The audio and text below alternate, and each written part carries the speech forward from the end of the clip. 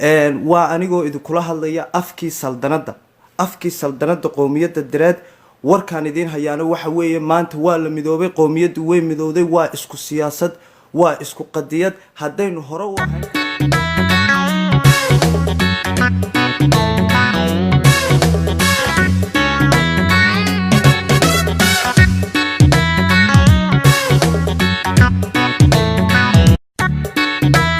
maanta dadkii way midaysan yihiin iyagaa iska kaa jecel horta mid baan idiin sheegayaa taariikhdan idiin sheegayaa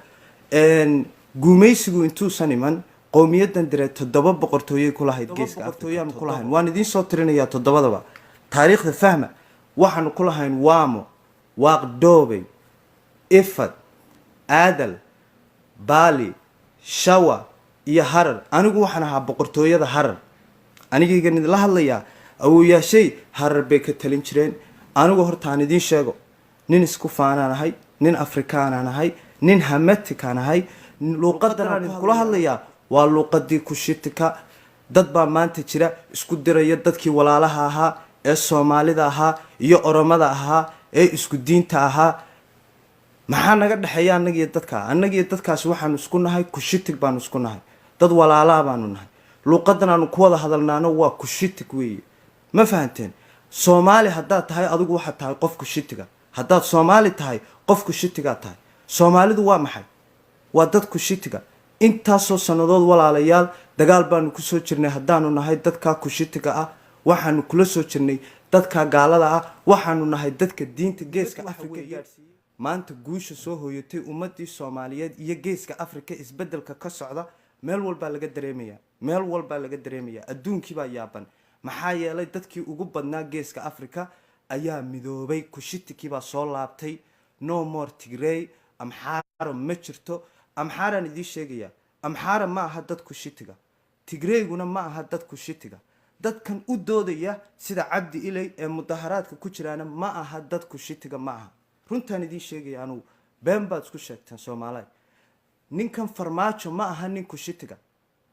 abi axmed laakiin waa nin kushitiga waa inay ku kala duwanaadaan markay diintu sheegaya guul weynu guulaysanay afkii saldanadaan idinkula hadlayaa hadalkanaan idin leeyahay hadal yar sanay taariikhdan ku socday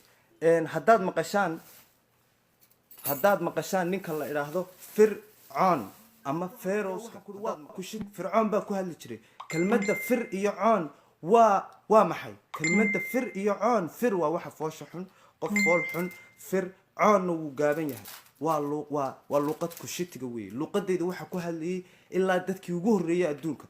may fahansantihiin marka bal horta aynu isfahanno waxaynu nahay inagu yaan inala waalin maanta dad baa raba inay dagaal inala geliyaan oromo dadkaasi dad soomaaliya ma aha ha dhegaysanina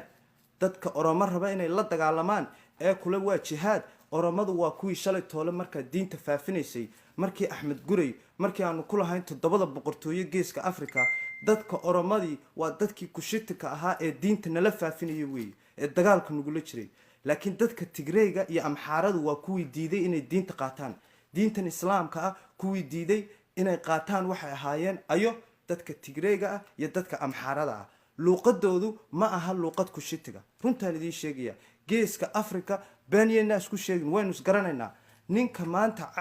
cabdi ilay u doodayaa kushitiga ma aha nin diintan usoo dagaalamay islaamka sidaanu anagu ugu soo dagaalanay ninka tigrey taageeraya maanta iyo amxaaro ma dhihi kartaan maadareyaalo waa soomaali magaca haynaga ceebeenina dad baad ku aaminteen magacii sharaftiina way ka qaadeen ninkan la leeyahay farmaajo ee raba inuu jabuuti usoo heshiiyo ee u socda eritrea ee tigreyga ula heshiinaya dee asal ahaan isagu waa jabarti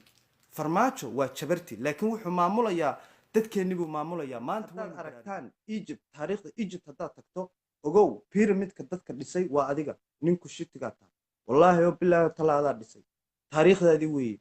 hadda firin eeg inaga wax taariikhdeenii waa la baabiiyey dad baa inagala wareegay taariikhdeenii oo inaga maseersan oo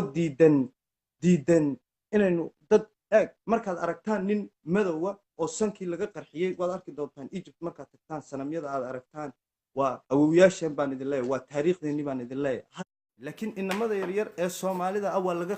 ma oga taariikhdan laakiin annaga u sheegayna dadkii caqliga lahaa baa jooga inamada lama khaldayo ilmahayaga annaga ilmahayaga lama khaldayo oo ilmahayagu aabba malas ma idhaahdaan dadkayagu tigrey ninkii lahaa fikirka tigreygan hirgelinayaa ninka u doodaya waa nin tigreeya ama amxaara ah sidaa u ogow horta ninkii lahaa fikir tigrey baan hirgelinayaa ma aha nin soomaaliya aabba malas maanta oromo waxaanu halkan uga sheegaynaa inaanu anagu nahay dad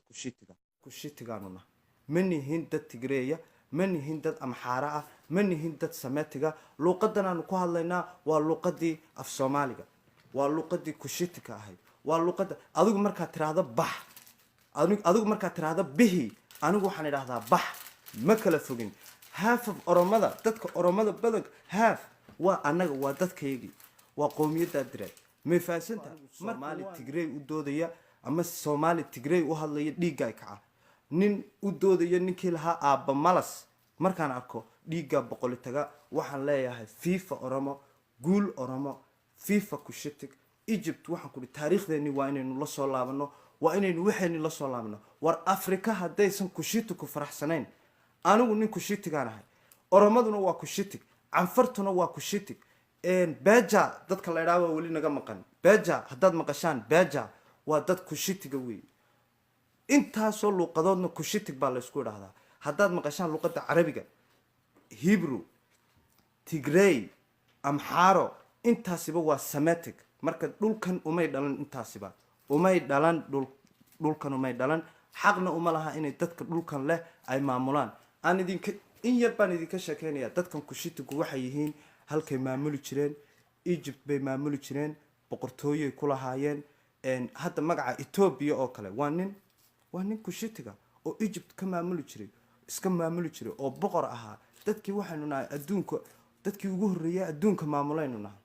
Tigray igada hadalkiisa hay maqashiin dadkii ugu horeeyay adduunka maamula waayo waa dadka kushitika ah cadaanka adaa wax baray wallahi inanka yara indhaha blue gaale adaa wax baray runta inaan ku sheegado u baahantahay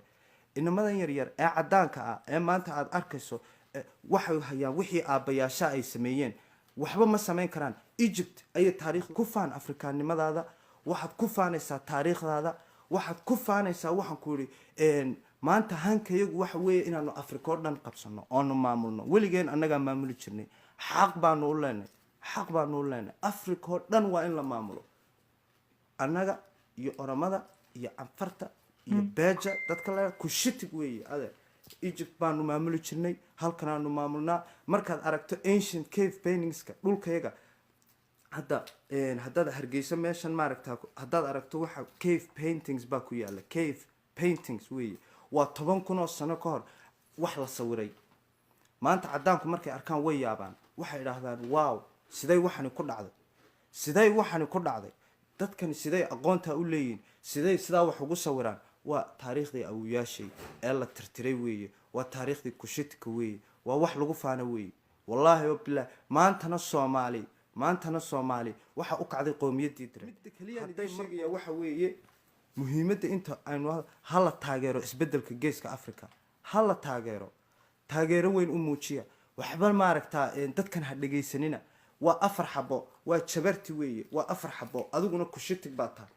waa dadkani isku dadba ma tiidin isku meel kama soo jeedaan wallahi waa yuhuudda madmadow dadkanaad hadda